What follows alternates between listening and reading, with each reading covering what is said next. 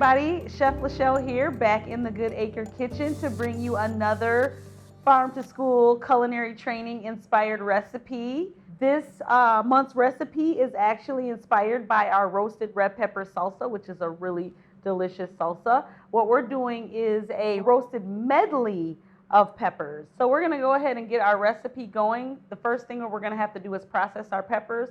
We're gonna have to de-seed them and get all of the guts out of them, and then put them on a parchment lined sheet tray, and then we're gonna roast them in a hot oven at 450 degrees for about 15 to 20 minutes.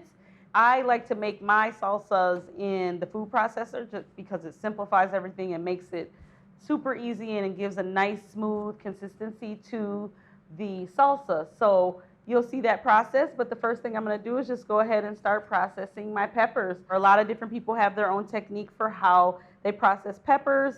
I like to process mine in this way, which I cut the tip off, both tips off, so the bottom and the stem, and then I literally go around and cut the pepper off. So all I have that I've wasted technically is the core and the stem, and I can use the entire pepper and get all of the value out of my product.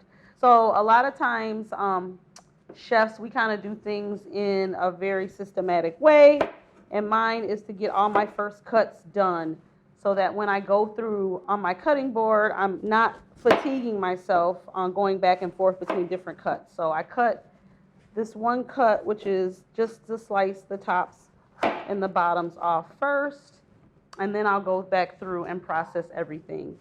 So I cut my onions, peppers, and a lot of vegetables. All right, so we are gonna roast our peppers in a 450 degree oven for about 15 to 20 minutes until we get that nice char on them.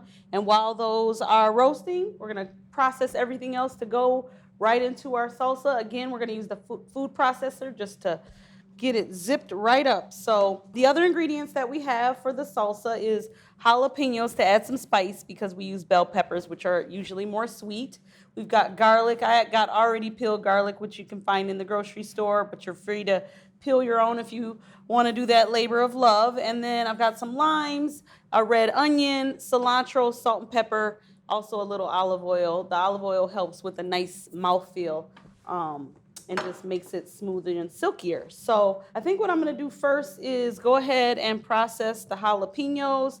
There's only 2 jalapenos, so I'm gonna do this with my bare hands, but normally if I'm messing with a lot of jalapenos, I like to use gloves.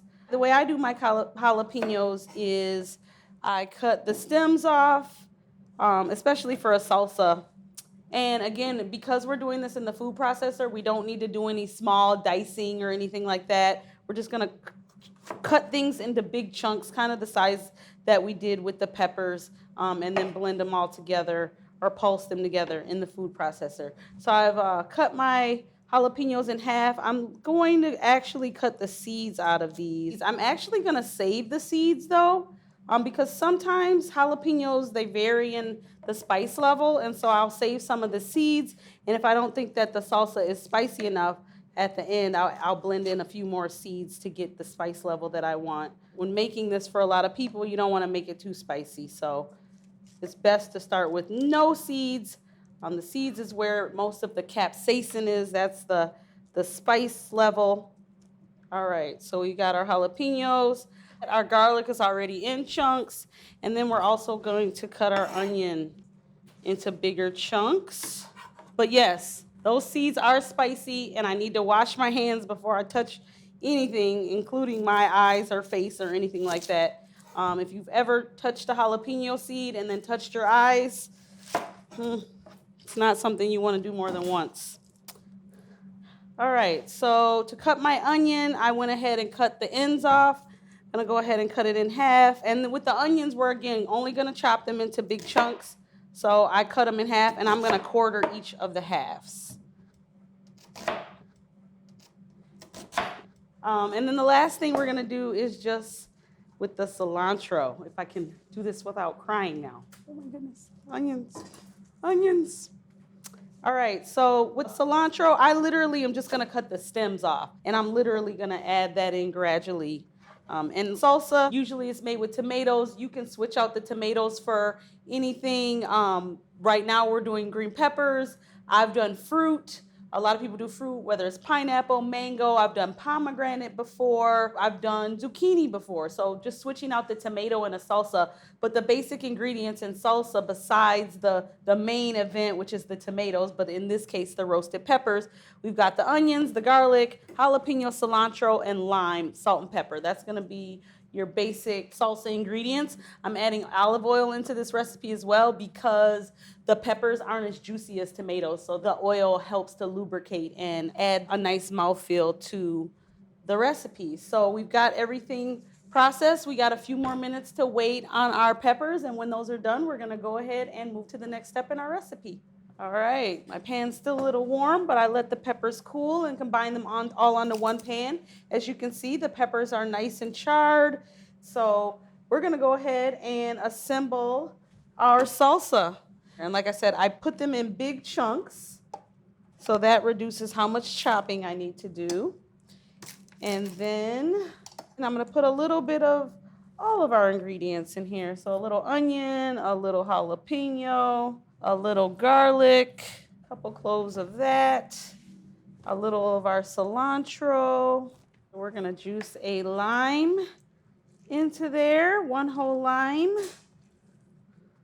I'm gonna go ahead and put a little bit of salt in here to start it off, because we have put no seasonings in yet, and a little bit of pepper. All right, and watch the beauty come together. I'm gonna drizzle a little bit of oil also. We're gonna go ahead and process this a little bit. We're just gonna pulse it, okay? We don't wanna run it on high or run it continuously because it'll basically make a puree, and we're trying to make a salsa. So we're gonna pulse.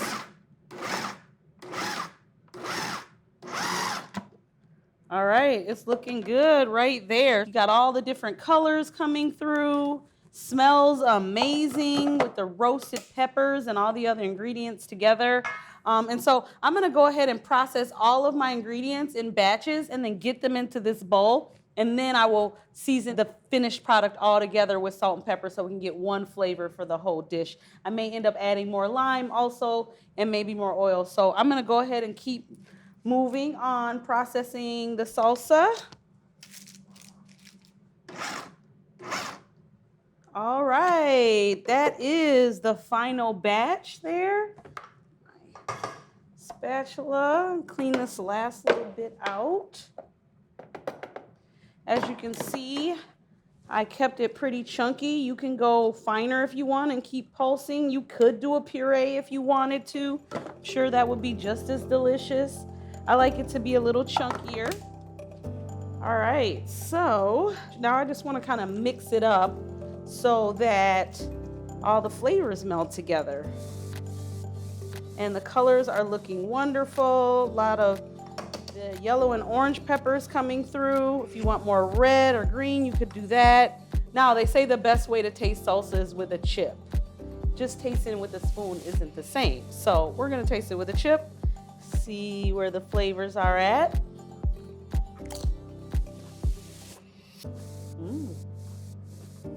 All right, this is delicious. You are definitely gonna wanna try this recipe at home, and you are definitely gonna want to catch us next month for our next recipe that is inspired from our farm to school culinary trainings. Thank you so much.